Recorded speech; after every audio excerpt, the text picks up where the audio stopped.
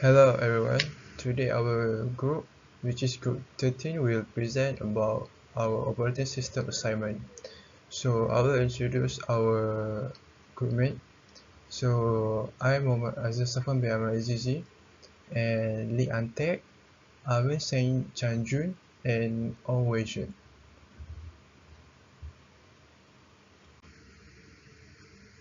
So this is our index. So let's move on to introduction.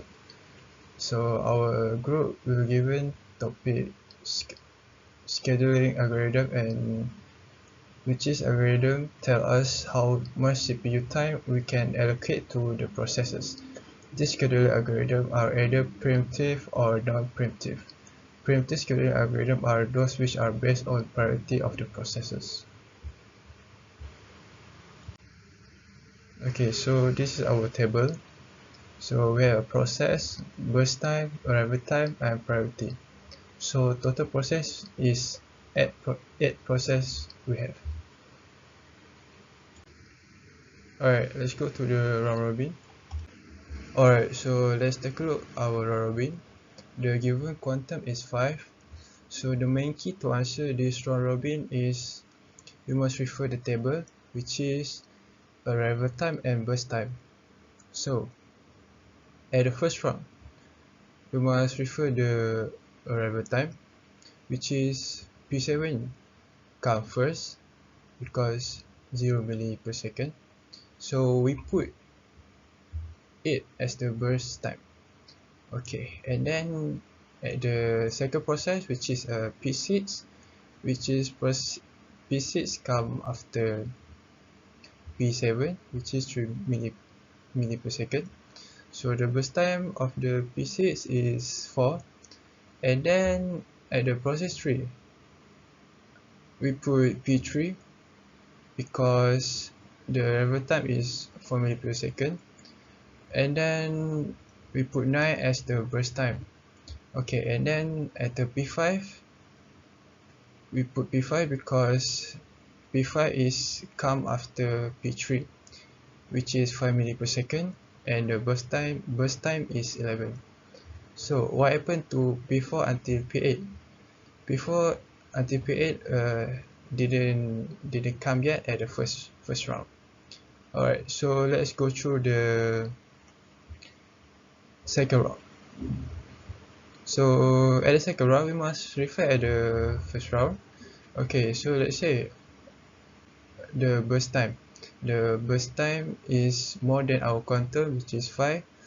So we must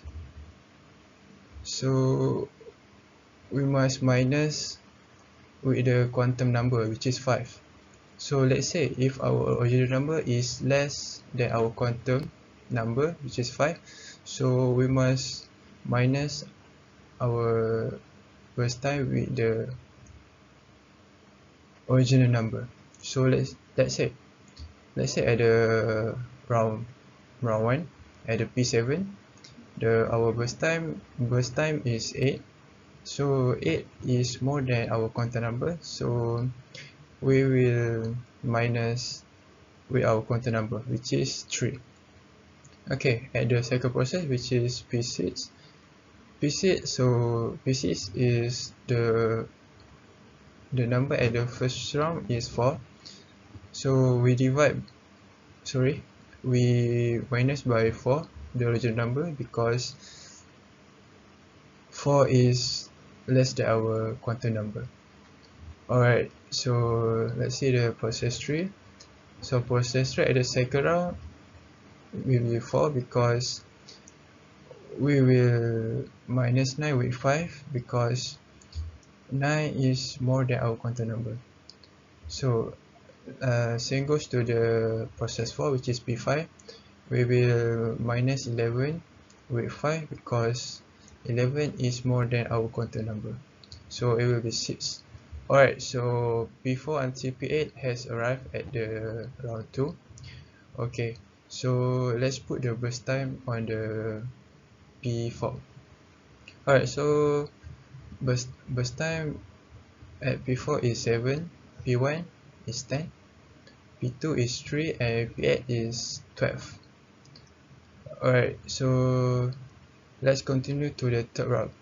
Okay, at the third round, okay, as can we see, we must refer at the if we want to answer the third round, we must refer the second round. Alright, so let's see the second round number at the first process. So 3 is less than our quantum number, so we will minus 3 with the original number, which is 3, so it will be 0. So let's see the second process. Second process is already 0, so at the second process it will stop, and yes, it will stop, so we just put the blank, the minus. Okay, so let's go to the process 3, which is the process 3 is 4. Okay, and then we will minus by 4 because 4 is less than our quantum number, which is it will be 0. Alright, so the process 4 is P5.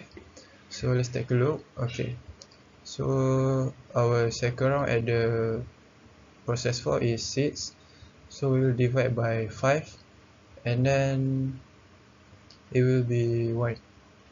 Okay, same goes to the P4, so it will be minus by 5 because the burst time is more than quantum number 5. Alright, so same goes to the P1, which is process 6. We will minus by 5 because the original number is more than our quantum number. It will be 5. And then process 6, which is process 7, we will minus by the original number 3, so it will be 0. And then the last process, we will minus by 5, and then it will be 7. So the remain our number at the fourth process is P5 will be 0, P4 will be 0, and P1 will be 0. And the last process have a balance because 7 will minus by 5, so it will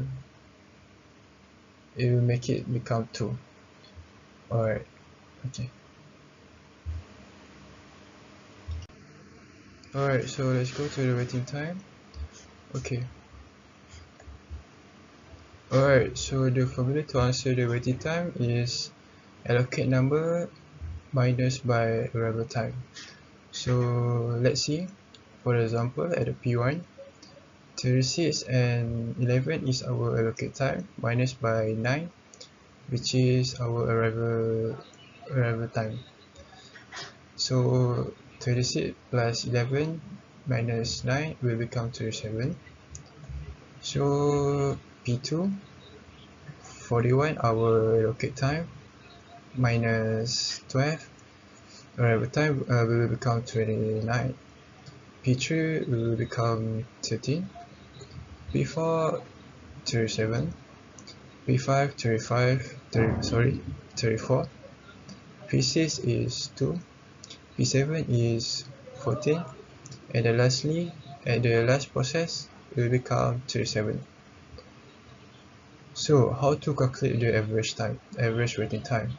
So we must sum up all the number and then divide by 8. Why we divide by 8? Because we have 8 process. So after sum up all the number and divide by 8, the answer will become 35.375 milli per second. Alright, so let's go to the non-printed shortest job first.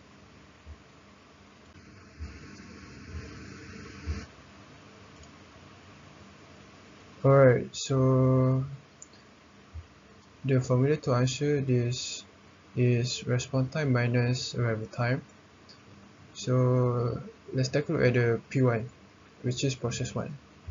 So at the process 1, our response time is 31 and our arrival time is 9. So 31 will minus with 9 will become 22. At the process 2, 12 will minus with 12 will become 0.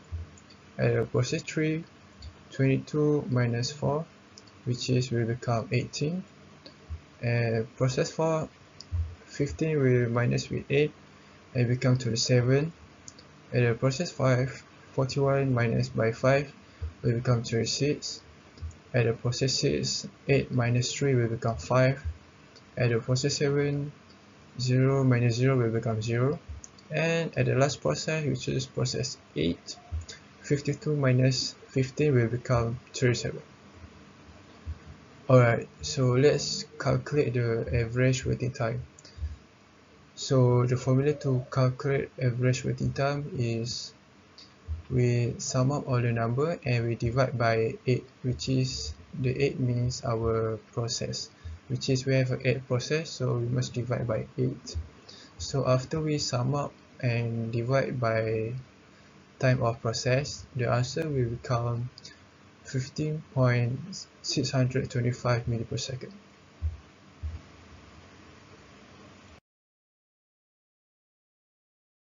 Hi guys, me again. Now I want to introduce about the preemptive priority. And in this question, the preemptive priority Gantt chart should be like this one. And it is something same with the preemptive shortest to first, but most the difference is we choose the process to allocate according to the priority, but not the burst time. Okay, at the first process to allocate is same P7 cause it arrived at the 0 second. So we choose the P7 for the first process to allocate, and same thing with the preemptive shortest job first.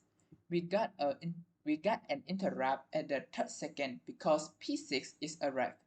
And now we need to doing one step, which is choosing the higher priority for the process. And in the record of me, we can see the priority of P7 is 2 and the priority for P6 is 4. That means P7 has the higher priority compared to the P6. So we will choose P7 for the second process to allocate. And same thing, the P3 arrived at the 4th second, so our system got an interrupt. So we need to stop and we need to repeat the step again, choosing the higher priority process to allocate. Then we can compare to our record. We can see the P7 is still the highest priority, which is 2. So we choose P7 again to allocate in our system. And at the 5th second, P5 is arrived. And now we can see the P7 and the P5 has the same priority. So in this case, we need to choose the shorter job, the shorter burst time to allocate in our system. That means compared to P7 and P5, we need to choose P7 because its burst time is 3, but the P5 burst time is 11. So for the first process to allocate, we will choose the P7. And we can see the P7 left 3 seconds of burst time. Then our system will got an interrupt because the P7 is terminate at the X second. So at the X second, our system is stopped and we need to repeat the step again to choose the higher priority, and the same time the P4 is arrived. So we need to choose the highest priority in this process. We can see As we can see, P4 has the highest priority, which is 1. So we will choose P4 to allocate in our system. And next step is we need to check is there any interrupt, and we will find that P1 is arrived at the 9th second. So our system will stop at the 9th second and we need to repeat the step again. Choose the highest priority and allocate into the system. Okay, in this case, same with the 5 second. We can see that the P1 and P5 have P1 and the P4 have the same priority, which is 1, but P4 has the shorter burst time, so we will choose P4 again to allocate in our system. Then we need to check is there any interrupt until P4 to end its burst time. So we can found that at the 12th second, the P2 will arrive. So our system will got an interrupt and will stop at the 12th second. Then we need to repeat the step, which is choose the highest priority. So according to our record, we can see that the P4 and P1 has the highest priority, but P4 has the shorter burst time. So we choose P4 again. And for P4, it has left 3 seconds of burst time to terminate. So our system will stop at the 15 second. At the same time, the P8 will arrive. So at the 15 second, we need to repeat the step again. Choose the highest priority and allocate to our system. At here, we can see the higher priority is 1, which is P1. So we choose P1 to allocate in our system, and P1 burst time is 10. So we just plus the burst time into our response time, then we got 25 for the next response time. So at the 25 second, we need to repeat the step again. Choose the highest priority. Compared to the others, the P5 have the P5 has the highest priority, which is 2. So we choose P5 to allocate in our system. And the P5 burst time is 11, so we take 11 plus 25, we got 36. So at the 36th second, we need to repeat the step again. Choose the highest priority and allocate to the system. So we can see the highest priority is P3, which is 3, and its burst time is 9.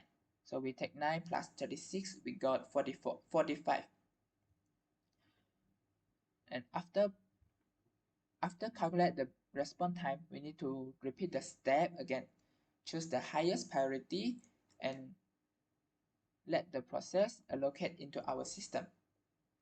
So we can see here P6 has the higher priority because it is 4 and the others is 5 and 6. So we choose P6 to allocate in our system. Then we take its burst time to plus our response time. Then we got 49. So at the 49 second, repeat the step, choose the higher priority, which is P2 has the priority 5 and the burst time is 3.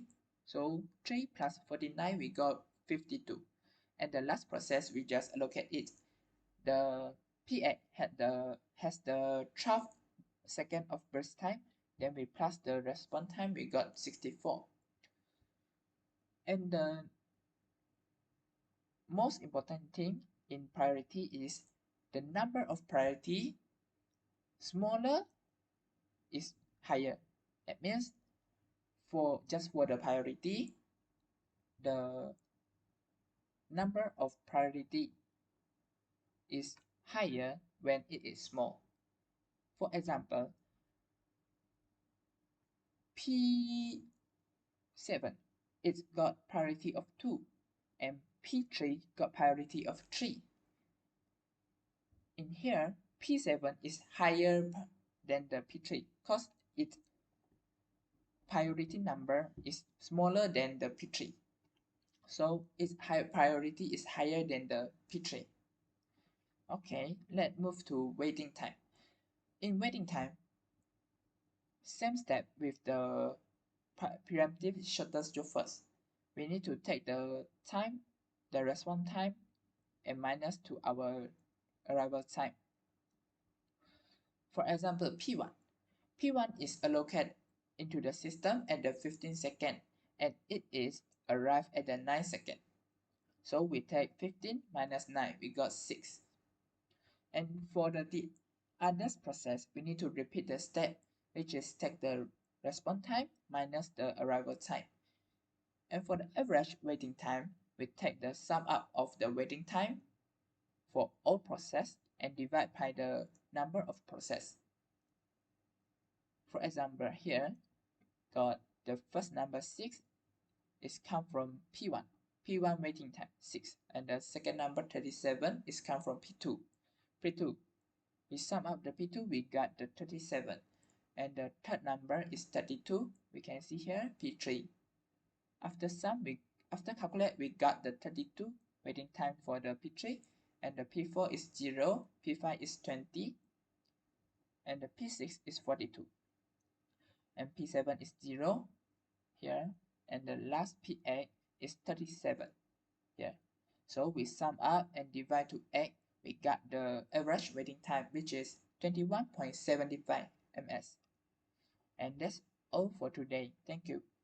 Alright, so let's go to non-preemptive priority. Okay, so how to calculate non-preemptive priority? So the formula they given is response time minus arrival time. So let's calculate the waiting time for non-preemptive priority. So as like I say, response time minus arrival time. So what happened in P1? So our response time, which is 15, will minus by 9, which is our arrival time, will become 6. Same goes to the order process. So P2 49 will be minus by 12 and become 37. P3 at the P3 36 will minus with 4 and become 32. At the P4 8 will minus with 8, so it will become 0. P5 25 minus 5 and will become 20. And P6 45 minus 3 will become 42. And P7 0 minus 0 will become 0. And at the last process, which is process 8, 52 will minus with 15 and become 37. After we have calculated this, we will calculate the average waiting time. So the key to calculate average waiting time is we sum up all the number and we'll divide by the number of process, which is 8. After sum up all the number and divide by 8, the answer that we will get is 25.75 milli per second. Hi guys, my name is Lee Ang Taek. Today I want to introduce about the preemptive shortest job first. While we are doing the preemptive shortest job first, we need to remember an important thing, that is the interrupt. What is interrupt? Interrupt means when a new process arrives or a process terminates, system will got interrupt. That means our process allocate in the system and we need to end when a process arrive or terminate. So for our question, our Gantt chart will be like this one. And for the first process is P7. Cause P7 arrived at the 0 second, so we just choose the P7. And it will got an interrupt at the 3rd second because P6 will arrive at the 3rd second. So at the 3rd second, we need to choose the shorter burst time. So compared to P7 and P6, the P6 is shorter, so we choose P6 and we put P6 in our Gantt chart. And after P6 start process, the P3 will arrive at the 4th second. So our system will got an interrupt. Then we need to stop it and we need to choose again which process will allocate again. So compared to this record, the P6 is still the shorter burst time, so we choose P6 again.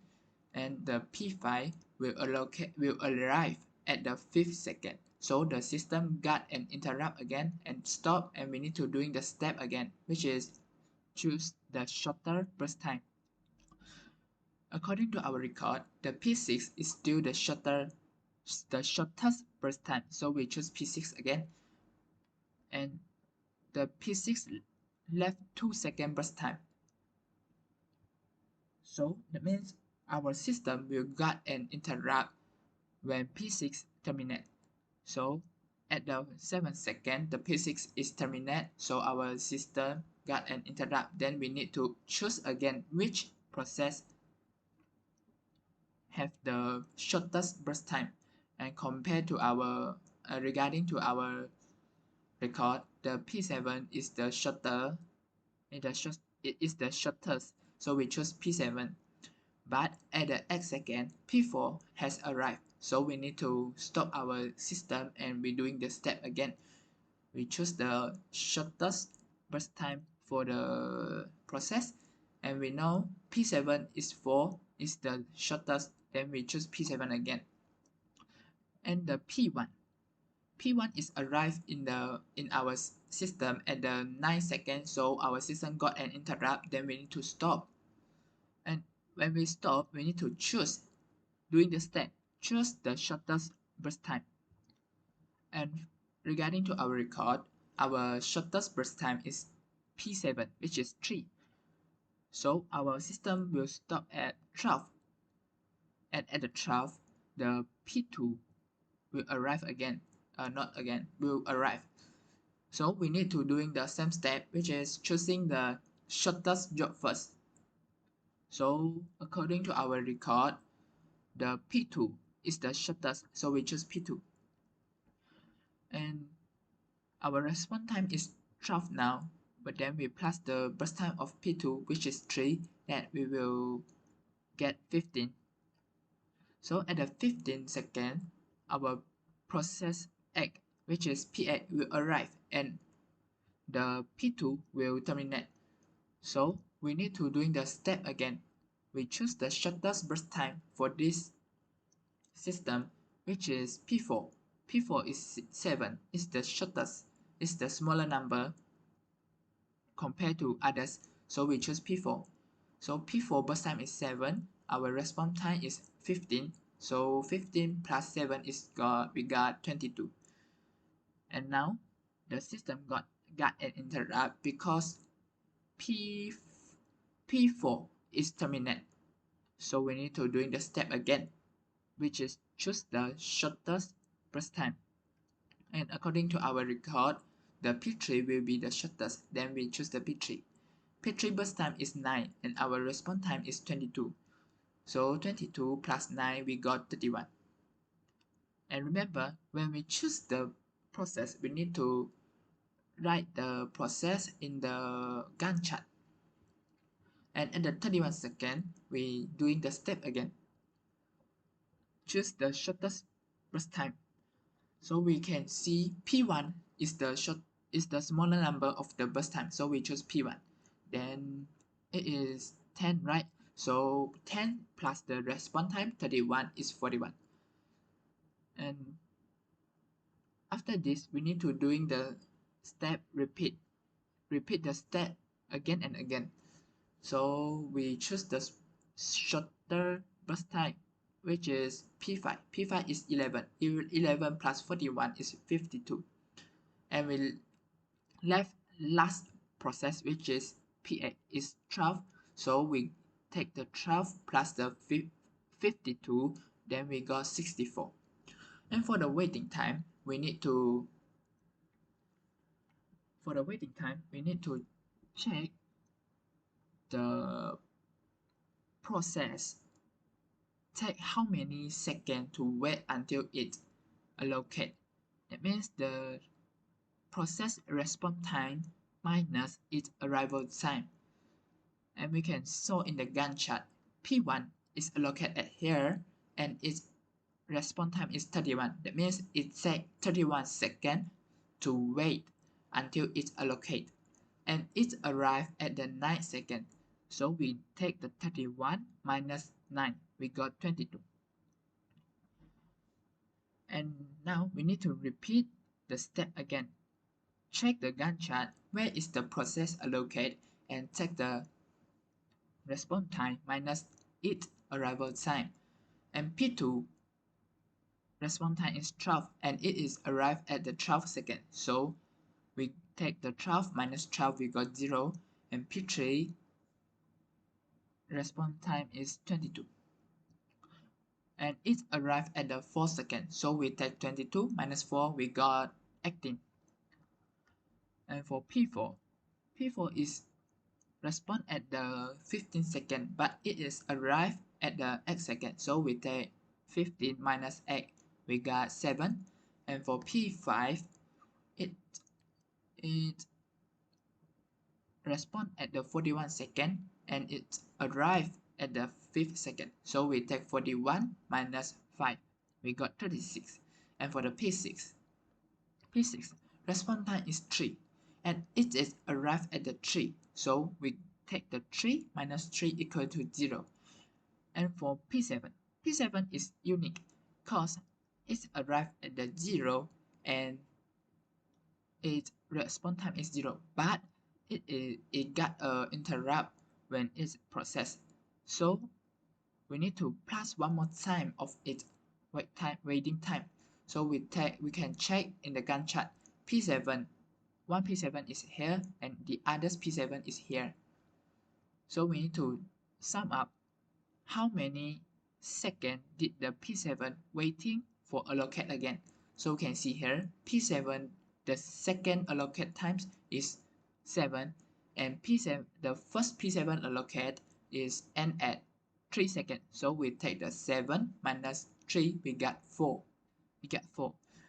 And for the first allocate, the P7 is arrived at the 0 second and it is start from 0 second. So we take 0 plus 4 minus 0, we got 4 again. And for the P8, it is respond at the 55 second and it arrived at the 15 second. So we take 52 minus 15. Then we got 37. And for the average waiting time, we got all the waiting time and sum up and divide by the process we have. So we can see here 22, it is the waiting time for P1, 0 is the waiting time for P2, 18 is the waiting time for P3, and the 7 is waiting time for P4. And 36 is the waiting time for P5, and P6 is 0 and it is here, and 4 is the P7, and the last 37 is P8. And 8 comes from the process we have. We got 8 process, right? P1, P2, P3, P4, P5, P6, P7, and P8. So we take the sum up and divide to the process we have. Then we got the average waiting time, which is 15.5 ms. Alright, so let's go to our conclusion. So what can we conclude from scheduling algorithm? So scheduler algorithm should not affect the behavior of the system. Same result regardless of schedule. However, the algorithm do impact the system efficiency and response time. The best sim are adaptive. So that's all from us and thank you.